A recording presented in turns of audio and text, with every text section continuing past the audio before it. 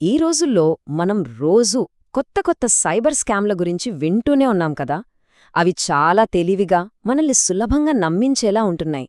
కానీ ఒక good news ఏంటంటే వాటిని ఎదుర్కోడానికి మన దగ్గర కూడా ఇప్పుడు చాలా శక్తివంతమైన చట్టపరమైన ఆయుధాలున్నాయి. ఈ లీగల్ షీల్డ్ అంటే ఈ చట్టపరమైన కవచం మనల్ని ఎలా కాపాడుతుందో ఇప్పుడు వివరంగా చూద్దాం. ఒక్కసారి ఆలోచించండి. మీకు అకస్మాత్తుగా ఒక వీడియో కాల్ వస్తుంది. అవతల ఎవరో పోలీస్ యూనిఫాంలో ఉండి మేం పోలీస్ లేదా సీబీఐ అని చెప్పి మిమ్మల్ని అరెస్ట్ చేస్తున్నామంటే ఏం చేస్తారు? ఒక్క క్షణం గుండె ఆగినట్టవుతుంది కదా. చాలామంది భయపడిపోతారు. కాని అసలు నిజం వేరే ఉంది. ఈ ఒక్క విషయాన్ని చాలా స్పష్టంగా బలంగా గుర్తుపెట్టుకోండి. మన భారతదేశ చట్టాల ప్రకారం ఎవ్వరినీ ఒక వీడియో కాల్ ద్వారా అరెస్ట్ చేయడమనేది అసాధ్యం. అది చట్టవిరుద్ధం. ఎవరైనా అలా చేస్తున్నారంటే అది 100% ఒక పెద్ద మోసం. మిమ్మల్ని భయపెట్టి డబ్బులు గుంజాలని చూస్తున్నారంతే. అయితే ఈ స్కామ్లు కేవలం చిన్న చిన్న మోసాలు కావు. ఇవి ఒక ఆర్గనైజ్డ్ క్రైమ్ లాగా ఎలా మారాయో మన చట్టం వాటిని ఇప్పుడు ఎంత సీరియస్గా తీసుకుంటుందో చూద్దాం. ఎందుకంటే ఒకప్పుడు చిన్న మోసాలుగా చూసిన ఈ సైబర్ నేరాలని ఇప్పుడు మన చట్టం ఒక సంఘటిత నేరంగా గుర్తిస్తోంది. మన కొత్త చట్టం భారతీయ న్యాయ సంహిత లేదా బిఎన్ఎస్లోని సెక్షన్ 11 ప్రకారం సంఘటిత సైబర్ మోసమంటే ఇదే అన్నమాట. సింపుల్గా చెప్పాలంటే ఇద్దరు లేదా అంతకంటే ఎక్కువ మంది కలిసి ఒక పక్కా ప్లాన్తో టెక్నాలజీని వాడుకుని డబ్బు కోసం మోసాలు చేస్తే అది ఇప్పుడు మామూలు చీటింగ్ కేసు కాదు, ఒక సంఘటిత నేరం. దీనికి శిక్షలు కూడా చాలా చాలా కఠినంగా ఉంటాయి. ఈ ఉదాహరణలు మనకు బాగా తెలిసినవే. డిజిటల్ అరెస్ట్ అని చెప్పి భయపెట్టడం, డబ్బులు పెడితే డబ్బులవుతాయని ఆశ చూపే ఇన్వెస్ట్మెంట్ యాప్లు, మన బ్యాంక్ డీటెయిల్స్ కొట్టేయాలని చూసే పెద్ద పెద్ద ముఠాలు, ఆ దొంగిలించిన డబ్బును అటూ ఇటూ తిప్పడానికి వాడే మ్యూల్ అకౌంట్లు, ఇవన్నీ ఇప్పుడు సంఘటిత సైబర్ మోసం కిందకే వస్తాయి. చూడ్డానికి వేర్వేరుగా ఉన్నా చట్టం దృష్టిలో ఇవన్నీ ఒక పెద్ద నేరంలో భాగాలే. ఇక్కడ అసలు విషయముంది. మన చట్టం ఎంత స్ట్రాంగ్ అయ్యిందంటే ఇంతకుముందు ఉగ్రవాదమంటే బాంబులు, భౌతిక దాడులు. కానీ ఇప్పుడు బిఎన్ఎస్ సెక్షన్ 113 ప్రకారం డిజిటల్ పద్ధతుల్ని ఉపయోగించి మన దేశ ఆర్థిక వ్యవస్థనుగాని భద్రతనుగాని దెబ్బతీయాలని చూస్తే అది కూడా సైబర్ టెర్రరిజం కిందకే వస్తుంది. అంత సీరియస్ అన్నమాట. సో ఈ కొత్త రకం డిజిటల్ ముప్పులను ఎదుర్కోడానికి భారతీయ న్యాయ సంహిత అంటే బిఎన్ఎస్ అనే ఒక శక్తివంతమైన ఫ్రేమ్వర్క్ ఇప్పుడు సిద్ధంగా ఉంది. మరి నేరస్తులకు ఎలాంటి కఠినమైన శిక్షలు ఎదురుచూస్తున్నాయో ఇప్పుడు చూద్దాం. ఈ టేబుల్ ఒకసారి చూడండి. శిక్షలు ఎంత కఠినంగా ఉన్నాయో మీకే అర్థమవుతుంది. సంఘటిత సైబర్ మోసానికి 5 సంవత్సరాల నుంచి జీవిత ఖైదు, అది కనీసం 5 లక్షల జరిమానాతో. ఇక సైబర్ టెర్రరిజం అయితే ఏకంగా జీవిత ఖైదు లేదా మరణశిక్ష కూడా విధించొచ్చు.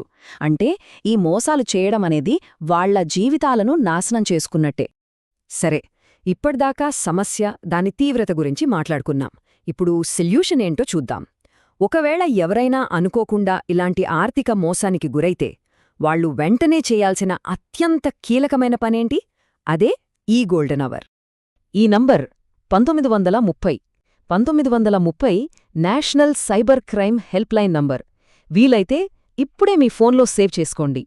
ఇది మన డబ్బుని కాపాడే అత్యంత ముఖ్యమైన నంబర్. ఆ మొదటి గంటను గోల్డెన్ అవర్ అని ఎందుకంటారంటే ఇది ఒక రేస్ లాంటిదన్నమాట. మనం కంప్లైంట్ చేసిన వెంటనే సైబర్ క్రైమ్ అధికారులు స్పందించి ఆ స్కామర్ల అకౌంట్లో ఉన్న డబ్బును వాళ్లు బయటకు తీయకముందే ఫ్రీజ్ చేయగలరు. కాబట్టి డబ్బు తిరిగి వచ్చే అవకాశాలు చాలా ఎక్కువగా ఉంటాయి. అందుకే ఆలస్యం చేయకుండా వెంటనే రియాక్ట్ అవ్వాలి. సరే, డబ్బును ఫ్రీజ్ చేయించారు, అంతటితో అయిపోయిందా? లేదు, ఆ మోసగాళ్లకు శిక్ష పడాలి కదా. దానికోసం ఒక బలమైన కేసును ఎలా కట్టాలి, వాళ్లను చట్టం ముందు ఎలా నిలబెట్టాలో ఇప్పుడు స్టెప్ బై స్టెప్ చూద్దాం. దీనికోసం ఒక పద్ధతి ఉంది. ఇది మన యాక్షన్ ప్లాన్. సింపుల్గా ఈ 4 స్టెప్స్ గుర్తుపెట్టుకోవాలి. ముందు 1930కి కాల్ చేయడం, తర్వాత ఆన్లైన్లో ఎఫ్ఐఆర్ ఫైల్ చేయడం, మోసానికి సంబంధించిన అన్ని డిజిటల్ ప్రూఫ్స్ జాగ్రత్తగా దాచుకోవడం, చివరగా వాటికి లీగల్ వ్యాలిడిటీ తీసుకురావడం.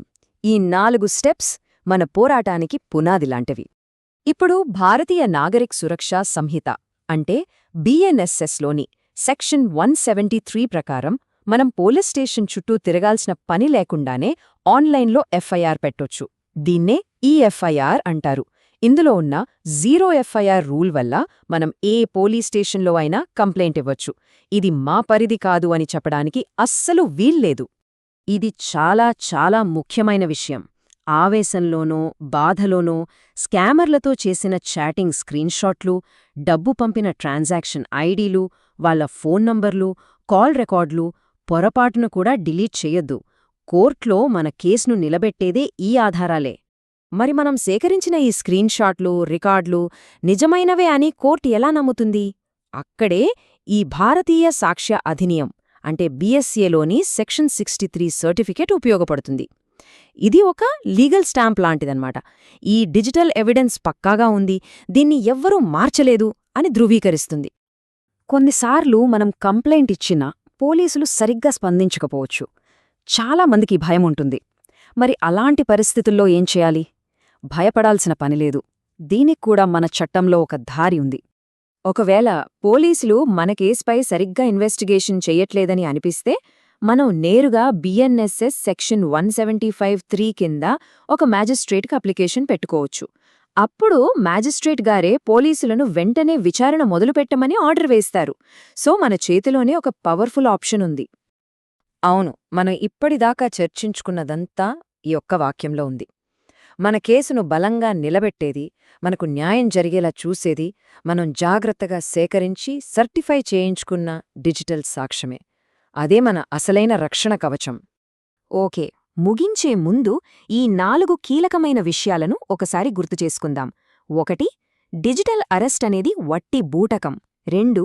మోసం జరిగిన గంటలోపు 1930కి కాల్ చేయడం చాలా ముఖ్యం. 3. బిఎన్ఎస్ చట్టం మనకు బలమైన ఆయుధాన్నిచ్చింది. 4. ప్రతి డిజిటల్ ఆధారాన్ని జాగ్రత్తగా భద్రపరచాలి. ఈరోజు మనం చట్టపరమైన రక్షణ గురించి తెలుసుకున్నాం. బావుంది. అయితే టెక్నాలజీ ప్రతిరోజూ మారుతూనే ఉంది కదా.